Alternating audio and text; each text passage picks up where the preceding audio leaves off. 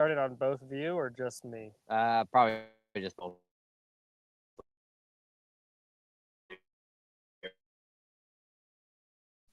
All right, Luke, we are live. So, welcome everybody to the Arkansas Organic Chronicles podcast, where we discuss anything, everything, and all things related to certified organic food.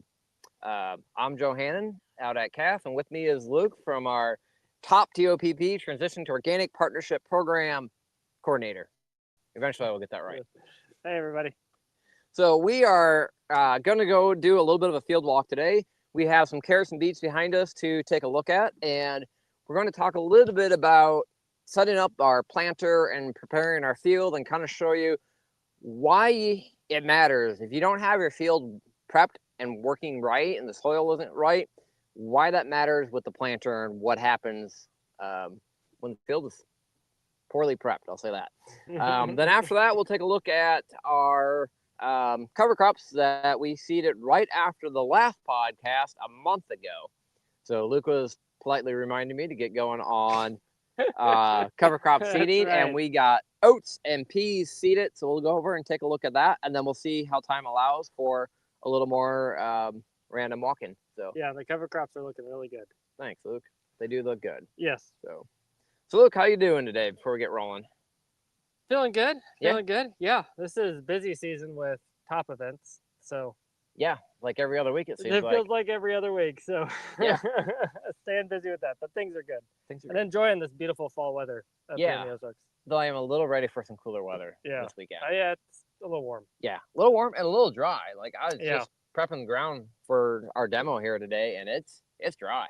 Mm-hmm. And I irrigated that ground. Like it's still dry. It is. So well, cool. Should we go do a little field walk? Let's do it. Let's walk. All right, I'm gonna turn my camera off, and we'll go do a little field walk. I think. All right, should just be Luke. Okay, Luke, let's go for a little walk. All right, let's go. All right, so I went out and started prepping this ground this morning, Luke, to do a little bit of planting. And first thing that you're going to see here, there's a lot of green residue out in this field. So there was a lot of weeds in this field. And you can see I've got a whole chunk of weeds that were caught by the cultivator when I went through, just kind of field prep a little bit. And so just by coming through and running our field cultivator through the soil, I think I ran it through 3 or 4 times. So quite a few times just to kind of break up some of that leaf residue.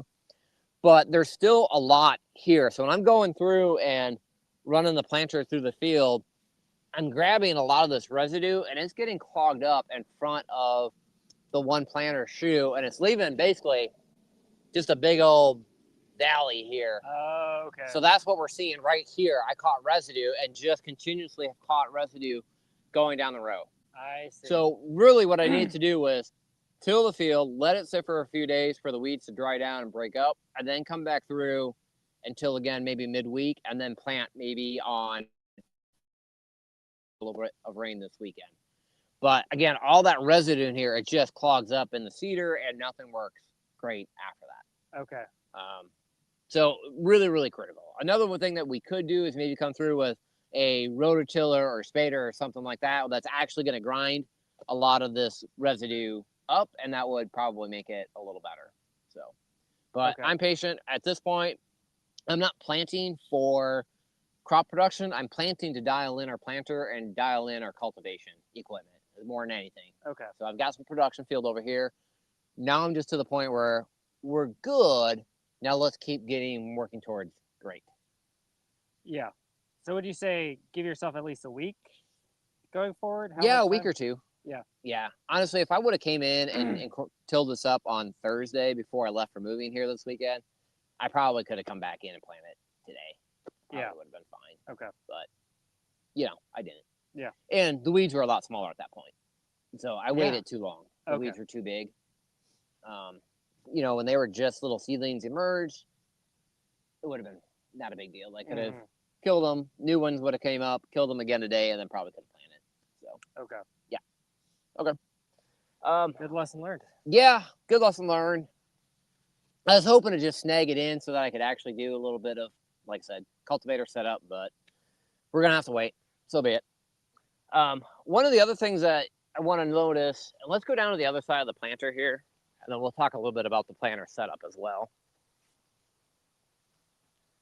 So we're using a cultipacker out here, Luke, which is just a whole bunch of gangs of metal wheels to kind of press and firm up the ground. And so it gives you a nice firm ground, Yeah. but it leaves these channels and grooves.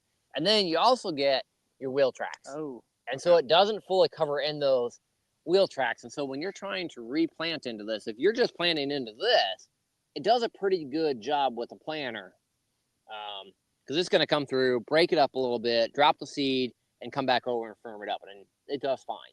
But with this wheel groove here, I've got one planter or two planters right now that are right on either side of this wheel groove that are not catching and doing a good job of seeding. Yeah. And so we have a cultipacker. The reality of it is, in this system, it doesn't really work for us.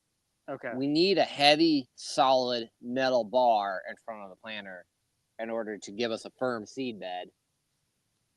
Okay. Before going into planting. So when we just cultivate the field, the ground is just really soft and loose. Like this is what it looked like before bringing in that cultipacker. Yeah.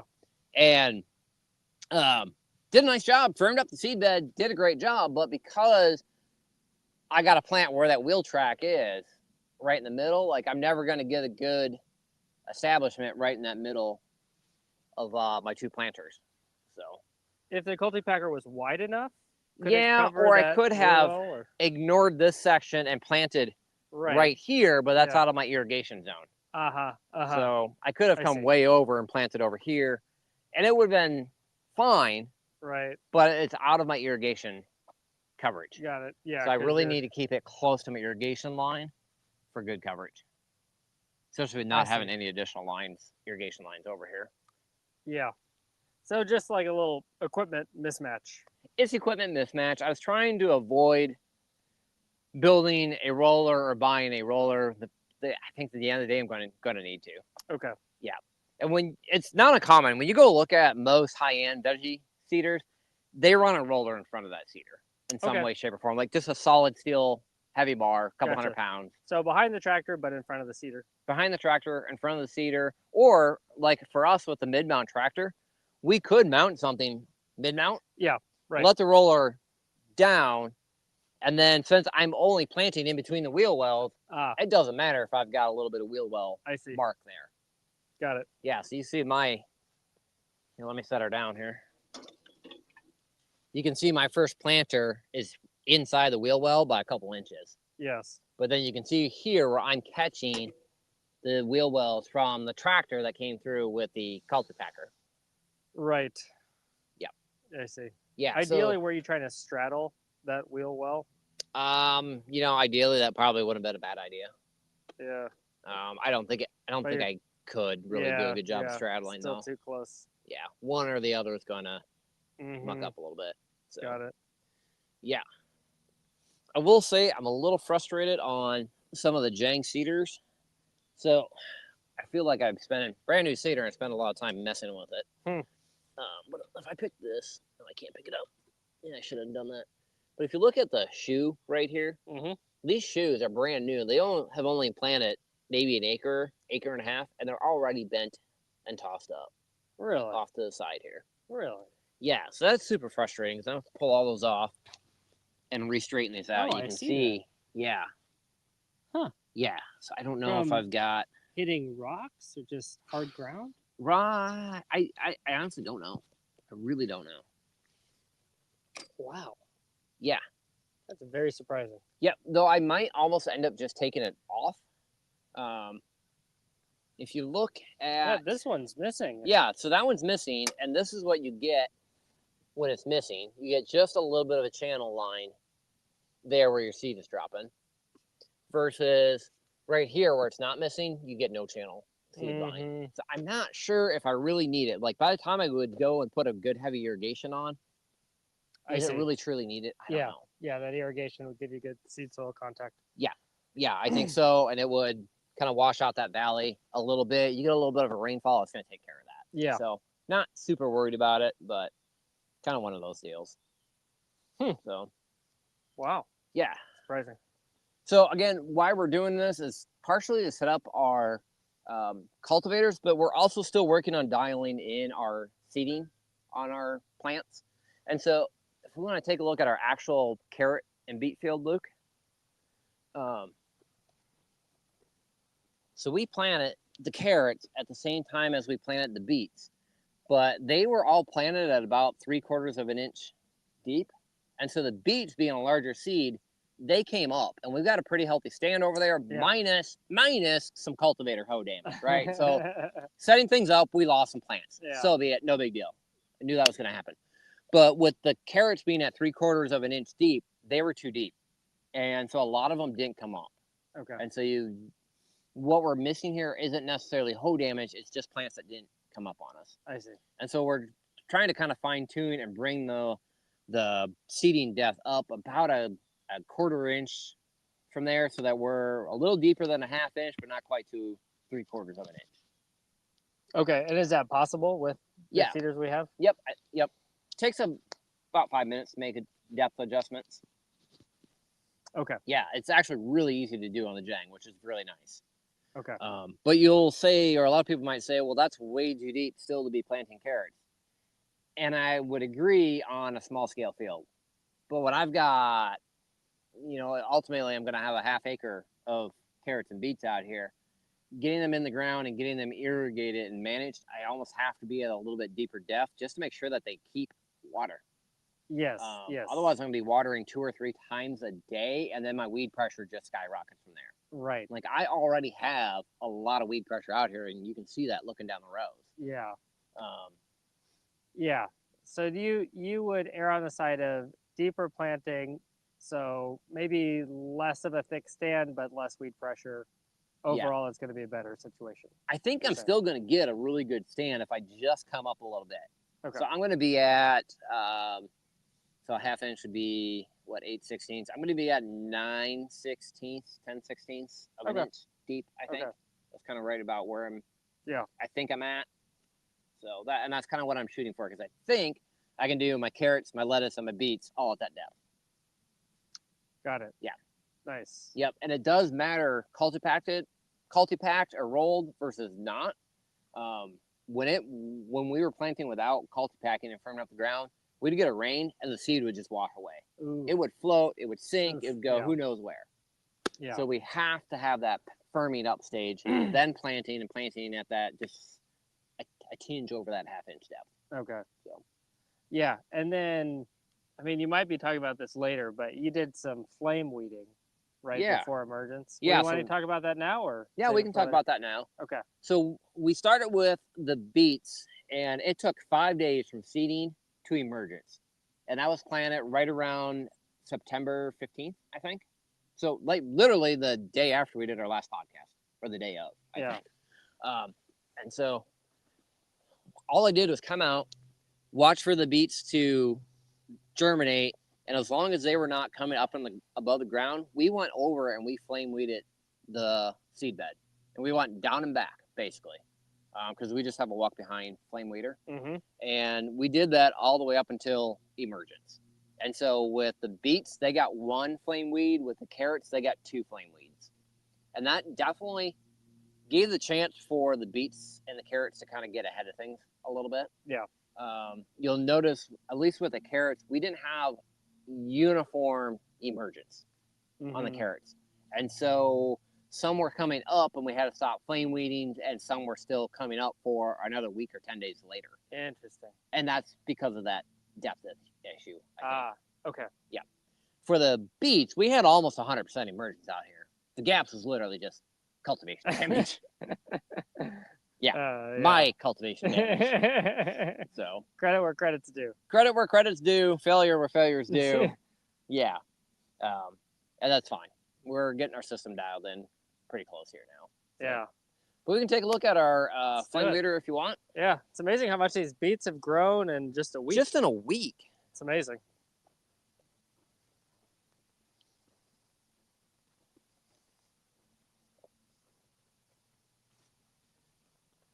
Sorry, I'm getting texts coming in here too. So this would be our walk behind flame weeder. And so we can kind of walk over and put it into the field. And so what we did, trying to think, we lined it up so that we could go kind of right down the middle of our two planters and flame down and then flame coming back. Okay, so 2 passes per bed. Yeah, basically 2 passes per bed. With our 4 beds out here, it was an hour from the time we got it, came out and did it, let it cool down, and put it away. Okay, At most. not bad. No, not bad. And like I said, it definitely gave the beets a chance to get up ahead of the weeds out here, for the most part. Yeah. So, and you can actually see some. So I had Ari come out last Thursday, and he flamed in front of our beds here, just to kind of clean up a little bit. Okay. And you can see it just absolutely torched Oh, yeah. stuff. So it did a really nice job. And as long as the weeds are small, it does a pretty good job on it. Mm-hmm. And so I ran the flame weeder right along through here this morning, just kind of the first half up to about here. And I don't see any torching or damage yet, but hopefully within the next day or two. Actually, I know some of these leaves, I can tell they got damaged. Yeah, some of this is dirt, but yeah. Some So of we'll it's that darker green. be anxious to see how things look here by end of the week. Mm-hmm. So, but I'm really big fan of that flame weeder for cleanup and going through the field a little bit. Beats going through and tilling all the time. Yeah. Do you have any ideas for using it like in season during crop production? Yeah. If I had a hooded application, like I could go down and do my wheel tracks. Like if I would set my beds out a little bit more, Yeah. I could come through and flame weed in between my beds. Uh-huh.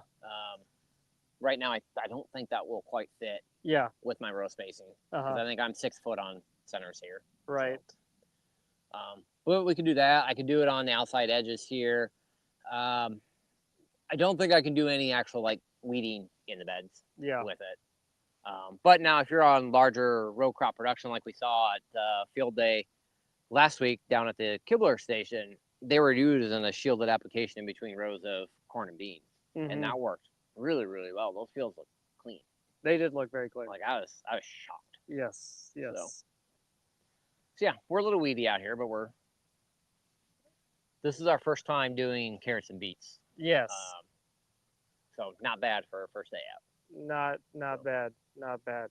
And without cultivation, it would be a lot weedier. Oh, without cultivation, this would be a disaster. It'd be a disaster. Yep. Oh, like we even have some pigweed growing. Yeah, we've got a lot of stuff out here. We're gonna have to do a little bit of hand walking and clean up and whatnot. I think if we didn't have so much hoeing damage, like as you look down further in the field looks cleaner, kind of midway down or quarter way down going across, as we got things kind of situated and settled a little bit better. Yes. So I think going forward, just having a good stand and having the cultivators working right will help a lot. Yes. And boy, you got to get out there early. We didn't, and we probably should have. Okay. But it was wet. It was wet. Yes. And I used to say I always loved the spider baskets. The spider baskets were not working for me this time. And that's how I caused a lot of damage. Interesting. They were just not getting through the ground. We had gotten a couple inches of rain out here, and the spider baskets would just not claw and dig in enough. So I had made several passes through the field. Okay. But the plants were already starting to get kind of large, so any sort of jostling or offset of the row, I would catch something and take them out. I see. Yep. And also we have a little bit, our planter and our cultivators aren't quite matched perfectly. So I can't go down and back with my cultivators. I have to go down, turn around and come back and go down the same direction as I planted. Okay. So I've got something not quite all aligned that I can just go down and back. Interesting. Yeah, like you remember Sean Peebles would say he'd cultivate in both directions for best control. Yes. I can't do that yet. Because it's not symmetrical? Is that it must not be symmetrical. Yeah. I must have my planters and my cultivators not quite perfectly 100% aligned. Yeah. Okay. So, now, if I came back through with my A blades, I might be able to do that. Because my A blades, I got a lot more room. I see. But my spider baskets, like I've got 6-inch baskets in the back, and there's only 7.5 inches of space between plants. Yeah. So there's not a lot of wiggle room there. No. Or I could just drive slower. That would probably help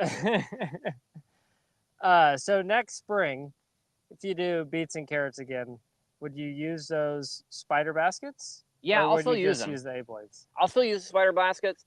I think they're a nice opportunity for kind of breaking through some of the ground when Okay. it's hard like that. Yeah. Otherwise, if you come in just with the A-blades or you come in with tender hose, this soil, this loamy soil, chunks. And Yeah. so you're throwing chunks onto the plants. I see. Whereas if you hit it with the spider gangs or the spider baskets first, you're not getting chunks. So once the A-blades go in after that, you get a pretty clean. I mean, this is coming in right after the spiders, and we don't have large clods of soil going into the ground. Like, it's fairly broke up and then continue to break up reasonably well. So Yeah. Okay. Yeah. Okay. Yep, And yep. I mean, you mentioned maybe going too fast, but don't those spider baskets work better if you Everything go works faster? better when you go faster. So there's kind of a Fine balance. line. There's Yeah. a fine line. Fine line. Yeah. They work better when you go faster. Same with the A-blades. Like, the faster you go, the more soil you toss and the farther it goes. And so we were going pretty slow, so we were not tossing a lot of soil into the row centers to bury a lot of these weeds. Yeah. Whereas if we were going a little bit faster and those weeds were that much smaller a week ago, we would have buried a lot. Yeah. And that would have greatly helped. Uh-huh. So I think it's not an equipment issue, it's us dialing in issue. Yeah. So Yeah. And I mean, I imagine straighter rows would make it easier it actually run. really doesn't matter. to run faster. You don't think Yeah. so? Straight? Okay. No, not really. Not really. No. I mean, sure, a little bit, but Is it more just getting hours with that equipment? getting hours with that equipment. Yeah. Getting used to driving it. Setting things up a little bit. We've got 6-inch baskets in the back. I think I want to go to 5-inch baskets. I think I'll be able to use it a little bit longer. But like now I won't. I got to either get in and cultivate again, like soon, or I'm not going to be able to cultivate again this year. Right. So looking down the rows, it's starting to canopy out. Yes. Yes. Would you do those A-blades again? Yeah, I'm going to have to. Yeah. I won't be able to get through with the baskets anymore. Right, because I'll they'd cause much too much damage to the foliage. Yep. Yeah. So, progress. It's not perfect, as you can all see if you're watching live. Like, it's not perfect, but my first time growing, actually my second time growing beets, but first time with this equipment. So Yeah. Pretty dang good. Yeah. No, I'm happy. For bare ground. We'll get it there. In a weedy field. Yeah. So, funny story you see how the irrigation lines are all cleaned up? Yes. Yeah, so I was out here the other day, and Karen, our incubator, saw me hoeing, cleaning up around the irrigation lines with a little, like, 3-inch diamond hoe, because I want to slide it underneath the irrigation line. Yes. And Karen's like, dude, just get a bigger hoe. So I actually got our John Deere 900 high crop, so that's the tall version of our offset tractors. Yes. And I ran that down the road just like I was cultivating the crop. Nice. So I was actually able to get my sweeps kind of right up to or just underneath the irrigation in some places. Very nice. And that was a lifesaver for cultivating. So. Oh, I'm sure. So we got a little bit of tweaking there, but I think as we use this system again next year, we'll just use that tractor to cultivate the irrigation lines. Very nice. Yeah. And it could even kind of reach under. Can reach under. Get Yeah, I've got close some 12-inch sweeps, so I should be able to get it buried and then come over and kind of slide that sweep underneath and go underneath that irrigation line. Very nice. Yeah, I couldn't do it if they were any taller. Like, it's about the max height I can do it. But yeah, it took me an hour to go through and do it once I got it set up. So you were straddling the line. Yeah, I just drove over the rows and cultivated that like that was a row of brassicas or something. That's amazing. Here, we have to get close so people can see that. That's pretty impressive. Yeah. Do you want to just point it out? Yeah, so I drove the high crop tractor right over the white line. That's just Basically nice. just said, oh, the white line, the white irrigation line, that's our crop, and I'm just going to cultivate around it. Yes, and then remind me the name of those cultivators. Banana. What are they called? Oh, the Like, the tender hose. yeah, is that what it is? That can reach under that? Oh no, I just used. I have some 12-inch A blades. Just 12-inch A Yeah, I just blades. grabbed some Okay. 12-inch A blades and Okay. slipped them on there. Yeah. Um, Don't I have that right? Isn't there like there is a banana one, a and that's a banana? beet hoe, Okay. and that does have a big arm that reaches out, Yeah. where like a tender hoe has a big arm that reaches Okay. out, and so I could use one of those. Yes. Yeah, Gotcha. But the A blades work just I fine. happen to have the A blades on the Yeah. tractor. Yeah. That's what I want one. Right. So I was really trying to be lazy. Yeah. So Yeah. No, it works out great. A yeah, lot faster than hoeing by hand. a lot faster than hoeing by hand. Did a good enough job. Like I don't Yes. need perfection. I just need Yes. good enough to get towards harvest. That's kind of Yes. all I care about. Exactly. So, Yeah. cool. Yeah. Should we go talk and take a look at some of our cover crop? Yeah. Let's do that. Yeah, let's walk down to the early stuff that I seeded. And so I seeded, I think right after we did our live podcast, I Okay. seeded about 150 to 175 pounds per acre of peas and oats. Okay. I would have liked rye and oats, so it would have overwintered, but we had pea and oats, so that's what we did. Nice. Granted, that is a really heavy rate because I think the actual recommended rate is about 100 pounds per acre. But we have so much weed pressure here. I wanted my cover crop up and established to get it filled in as much as possible, as fast as Yes. possible. So we did 150 Ridiculous. to 175 pounds per acre of a bean oat pea mix, and I don't remember where it came from. Sorry. Drilled in, so we basically made 2 drill passes. Mm-hmm. And what that ended up doing, it put some of my crop deep and some of my crop fairly shallow. Okay. Kind of guaranteeing that I was going to get something to germinate. And Yeah. then we got 10 inches of rain after that. Yeah. Perfect time. It's a beautiful stand. It's a Oh, my beautiful goodness. stand, and I did 30 pounds of nitrogen per acre via chicken feather meal incorporated too. Yeah. I mean, you can tell those oats are green and loving it. They're green. They're loving it. I'm growing the oats like I would be growing a cash crop. Yes. I need organic matter out here. I need to really start building these soils. But I want to.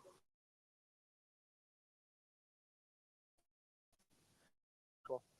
They can see the. But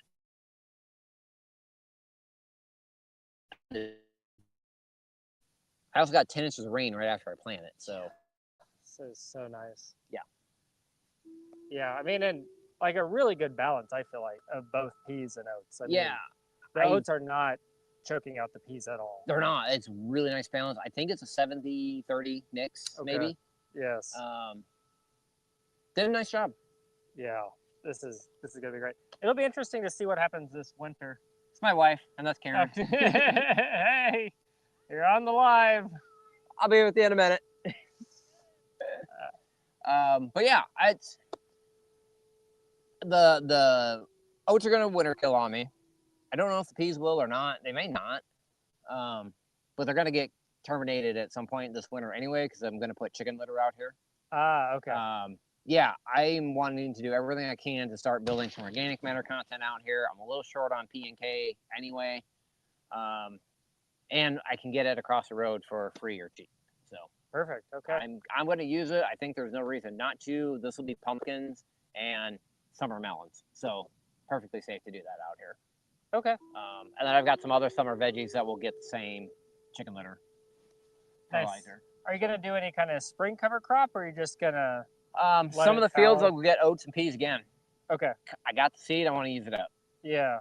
So where I'm going into for summer crops and melons and pumpkins, they'll get oats and peas in the springtime again. Okay. Nebraska's carrots, beets, and potatoes probably will not. Okay. When I get that dry period in March going into April, I'll get all my field work done. I'm going to be ready to plant. I might even get some of my summer cover crops prepped and get plastic down and stuff like that versus, waiting for it to rain and trying to stick it in after it rains mid-April or whatever. So, Right. Yes. yeah. Okay. But yeah, we'll probably do some combination of pea and oats out here depending on some of the fields. we're still kind of game planning for next year. Yeah. So I'm just thinking through with you applying the chicken litter. Yep. When do you think you'd terminate? How would you terminate? I'm just curious about those details. I'm guessing I will probably get the chicken litter sometime in December. Okay. And I'll apply it out here, and then I'll incorporate it, just to give myself plenty of time between application and harvest. Yes. Maybe January, February, depending on weather, but no later than that. Okay. I got a lot of equipment that I need to build in January and February, so I'm going to try to get all my field work done by December. Is my goal. Okay. Unless we haven't gotten a hard freeze and my oats and stuff are still green and looking fantastic.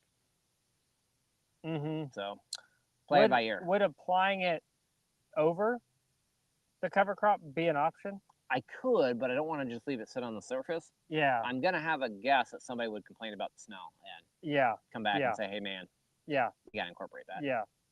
So, yeah, I get it. But yeah, I will not do any actual termination. I'll get the manure, I'll apply it, and then I'll incorporate everything at once. I see. At least make just a rough pass with the disc to get it down in there. Okay. Hold it in place, hold my nitrogen in place as much as possible. Okay. And then as soon as I can replant something in the spring, I will. Got it. Nice. Yeah. Very cool. So a little bit of a risk. I needed to get it down before I got my cover crops in, but I was in a pinch and a bind with getting stuff done. So ideally the manure would have gone on before this. I would have loved to have gotten it on before the cover crop went in. Yeah. Yeah, that would have been fantastic. Time just did not allow. Yeah, and that's farming. Yeah. Just got to roll with it. Yeah, that's pretty much. You just farming is about rolling with the punches and having the 10,000 tricks up your sleeve and going with it. Yes. Yeah. All right. Cool. Well, was there anything else you wanted to talk about while we're out here, Joe? I don't. I think that's maybe a good place to hang up. That's about 30 minutes of time. Okay. You got an event coming up though here on November 9th? Yes, we have two events coming up. One is a extension and service training. We're calling it Organic 101. It's on November 7th in Searcy. It's designed for extension agents who want to learn about organic production, but we've also opened it up for other ag professionals or farmers if they want to come. You can find that at our website, arkansasarganic.uada.edu. And then we've got a organic tour at Garden in Huntsville on Sunday, November 9th, which you can also find more details about and register for on our events page. And I think that's it for public service announcements. Anything else, Joe, before we sign off? I don't think so, other than my laptop overheated while we're hanging out, so I'm going to have to go back in. But no, I think that's it. We'll be back probably for one more live event from the field in November. And then I think we'll probably take a few months off during the winter time it's winter time. So yes. We'll just do non-live recordings. So cool. Sounds great. Great. Well, I think, let me get back in the room here. Nope. Okay. Well, I think that's a great place to wrap up. Thanks everybody for listening and signing in. And this podcast is supported by the University of Arkansas Division of Agriculture and the USDA TOP program. So thanks everybody for listening. Bye-bye. Take care.